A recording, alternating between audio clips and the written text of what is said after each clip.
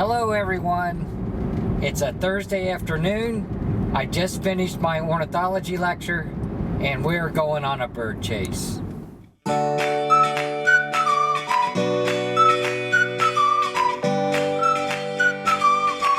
Chasing is a major part of bird watching for a lot of birders, but then some birders don't like it at all.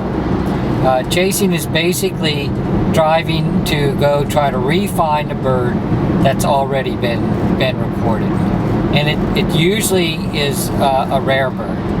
So the two most common forms of chasing by far are going after a new bird for your state list, or minimally maybe your year list within a state, or going after a new bird for your North America list, your what's known as the ABA list, American Birding Association list.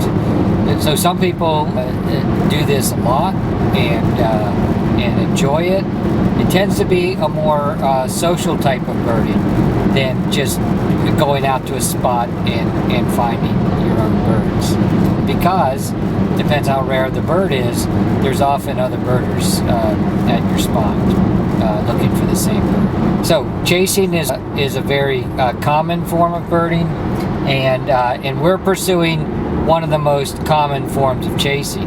Today I'm going after a bird that would be a new bird for my state of Alabama list. Now, I've been adding to my Alabama list since I moved to Alabama in 1993. And it's not easy for me to add new birds to that list. So the bird that I'm after today is Black-headed Grosbeak.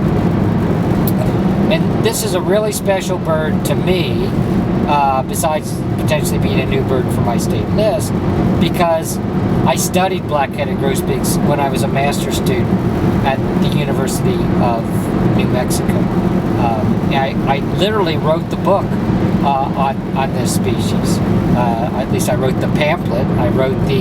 There's a series of accounts of sort of summary of information for every species of bird in North America.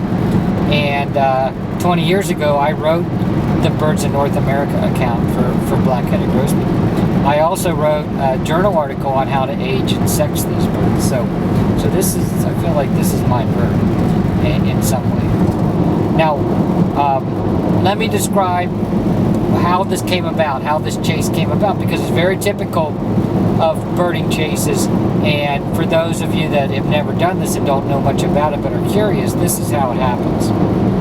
So I was on my laptop on Sunday, maybe sort of working, sort of just checking out YouTube videos and stuff, when an email came in that was an alert from eBird. You can set eBird to alert you for a lot of things. And one of the things that eBird will alert me for is when a bird that I don't have on my state list is observed. And so the eBird alert came in, Black-headed Grosbeak from Baldwin County. That's the county down on the Alabama coast, just across the bay from the city of Mobile. Then right after that, an alert came in, or I guess it's an email came in through our listserv, AL Birds, which is our Alabama group of birders that can share information on this site. I got an email from that alert of active bird watcher down in Baldwin County, Larry Gardella, had found this Black-headed Grosbeak coming to a feeder in a backyard in Baldwin County. So it wasn't very far from Larry's house. Larry went straight over to check this bird out, and after observing the feeder for a while, he saw this very orange Fuecticus grosbeak. So there's two species of birds that are closely related: the rose-breasted grosbeak and the black-headed grosbeak.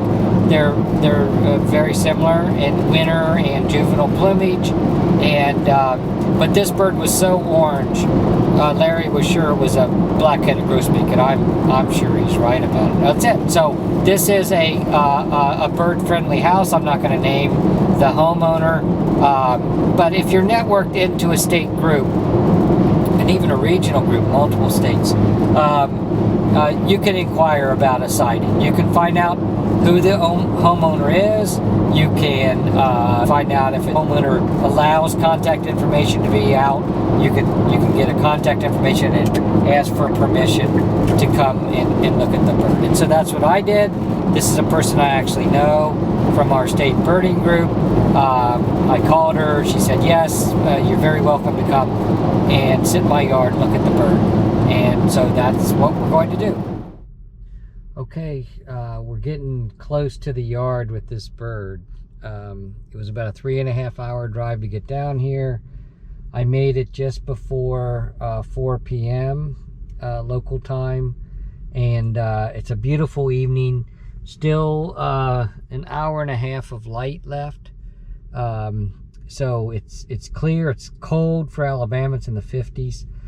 Bird should be coming into that feeder. I'm hopeful we'll get this bird tonight. Okay, here we are at the neighborhood with this bird. These neighborhoods down here are just full of winter birds. Okay, here's the setup. Got just a few feeders in a backyard, and that's where the bird's been coming in. There were a ton of birds in the yard when I got here, including cardinals. This is supposed to hang out with cardinals, and then it just went dead. There's really nothing in any of the feeders, and there hasn't been for 15 minutes. I'm feeling like I might not get this bird this evening. I might have to come back in the morning. Oh, titmouse just came in. At least there's a little bird activity. Okay, let's see if it's going to pick up here.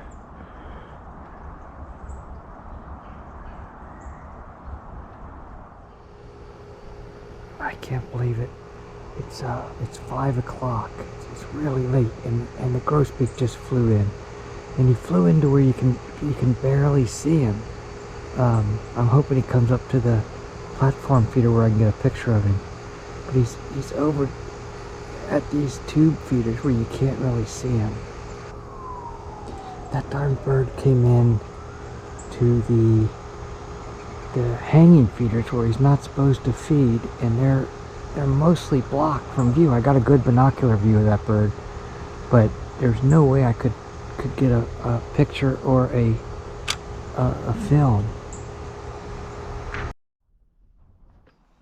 Okay, that was tremendous. We got that bird.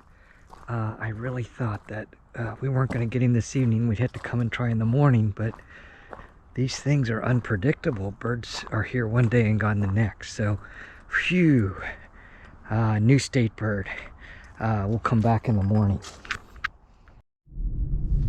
Okay, this is day 2 of our great black-headed grosbeak chase. We already got the bird, so that is so good because the pressure is off. We can just enjoy our bird watching now. So I saw it, but and got a good look through binoculars, but I had no chance to get a video or get a picture. So that's the goal this morning. I think there's actually there's some. Turn left onto 2nd Street. Then the destination is on your right. There's some skeptics that think this might be a rose-breasted grosbeak, but I think there's enough pictures now, and the bird I saw, there's no doubt. I studied that bird. I know that bird. It was a black-headed grosbeak. So let's see how this works. Okay, we're back in the yard.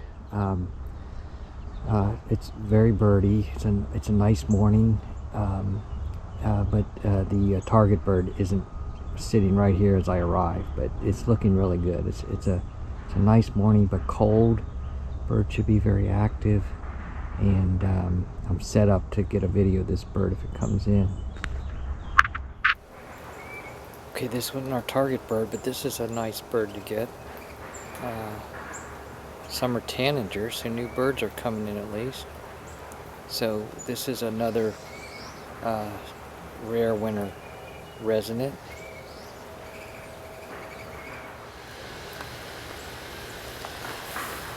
Okay, cardinals are coming in. I'm hoping that means the grosbeak is coming soon too.